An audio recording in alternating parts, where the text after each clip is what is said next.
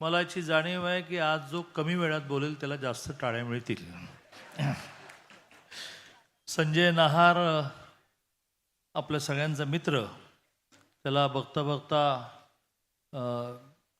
61चा कार्यक्रम त्याचा करण्याची वेळ आली.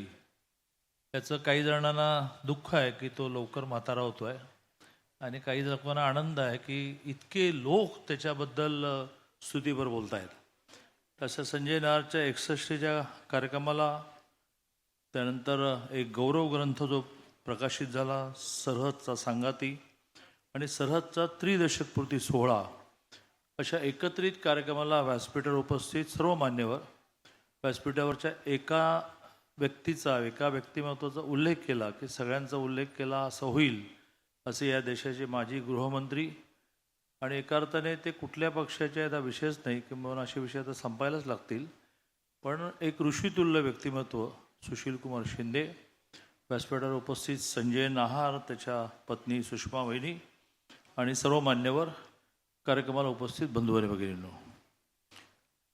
ज्या वेळेला उशिरा भाषण करायला मिळतं त्यावेळेला सोपं असं असतं की एका वाक्यात भाषण संपवता येतं की आतापर्यंत ज्यांनी ज्यांनी जे जे म्हटलं तेच मला म्हणायचं होतं.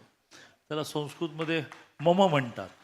तसं आत्तापर्यंत विशेषतः मला भावलं भाषण राजू खांडेकरांचं की त्याने खूपच अँगल्स समोर आणले. अशा सगळ्यांच्या भाषणाला मी मम म्हणतो. आता असं मी केलं तर संजय पुन्हा मला बोलवणार नाही, त्यामुळे एखादं वाक्य मला बोललं पाहिजे.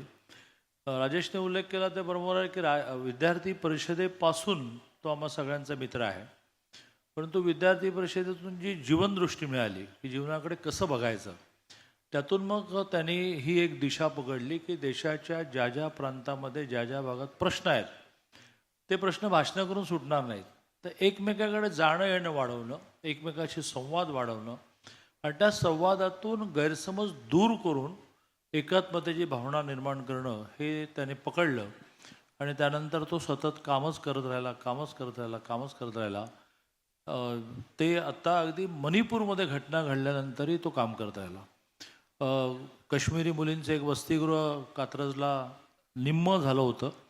अशा वेळेला बऱ्याच गॅपनंतर संजयने त्याच्या शाळेत बोलवलं आणि मला म्हणालं की हे अर्धवट राहिलेलं हॉस्टेल आपल्याला पूर्ण करायचं.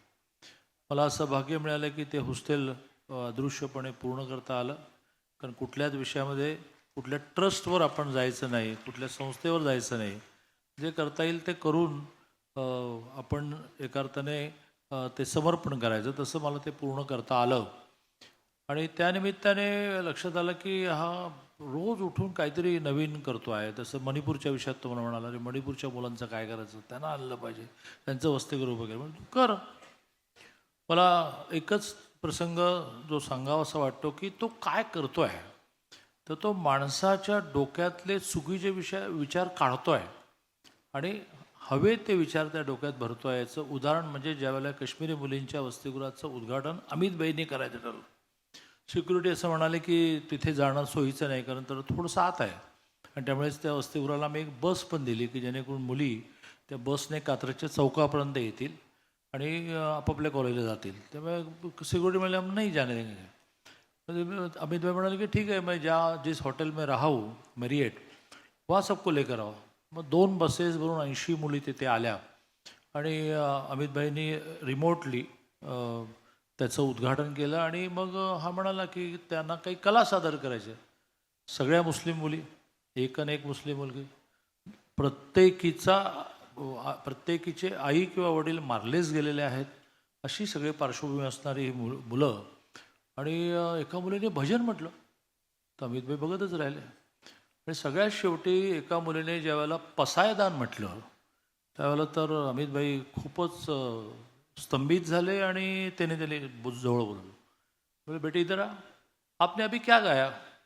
तो मैंने पसायदान गाया. आपको उसका अर्थ मालूम है? तो मैंने हाँ अर्थ मालूम है. आप लोग ऐसा गाते हैं, हम लोग ऐसा गाते हैं.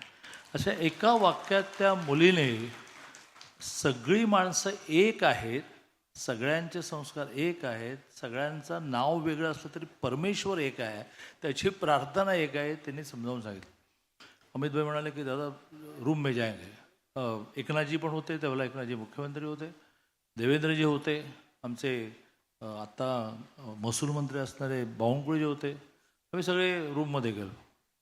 अमित भाई खूप गंभीर झाले. ते म्हणाले की गजब का काम है, इसको बढ़ाना पड़ेगा, इसको जो लगे देना, लेकिन ये काम बढ़ाओ. तसं एखाद्या माणसाला केवळ हॉस्टेल उपलब्ध करून देणं नाही, कॉलेज उपलब्ध करून देणं नाही, पालक उपलब्ध करून देणं नाही, तर योग्य विचार त्याच्या डोक्यामध्ये कसा जाईल असा प्रयत्न करणारा हा संजय, की जो थकत नाही आहे. आता तो म्हणतो की मणिपूरच्या इथे असणाऱ्या मुलामुलींना आपण ऑर्गनाईज करूया, आपण मणिपूरसाठी एक वसतिगृह करूया. कोणीतरी 61 लाखाची देणगी दिली आहे.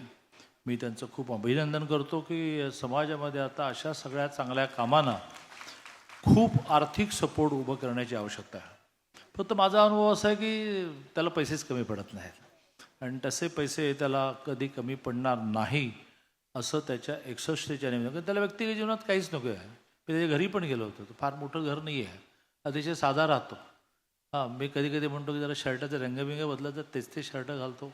तर तो म्हणाला की तुम्ही कुठे पांढरा रंग बदलता, तुम्ही पांढराच घालता म्हणाले. फिरतोस ना, त्यामुळे तुम्ही मंत्री आहात. असा स्वतःच्या व्यक्तिगत आयुष्यामध्ये बंगला बांधला नाही, जमीन घेतली नाही, बायको मनापासून हे सगळं सहन करते आहे की काय पर्याय, याला नाही म्हटलं तरी कुठे ऐकणार आहे असं म्हणते.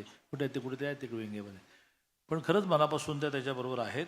असं स्वतःचं काहीही प्रॉपर्टी उभं न करता इतकी देशभरातून आलेली माणसं, म्हणजे ते थक्क करणारच आहे ना की कोण कोण आले आहेत.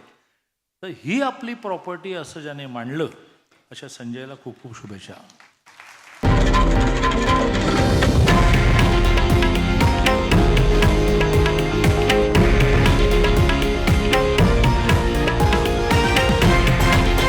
हे आहे देशातील नंबर 1 न्यूज नेटवर्क आणि आपण पाहत आहात TV9 मराठी, एकमेव.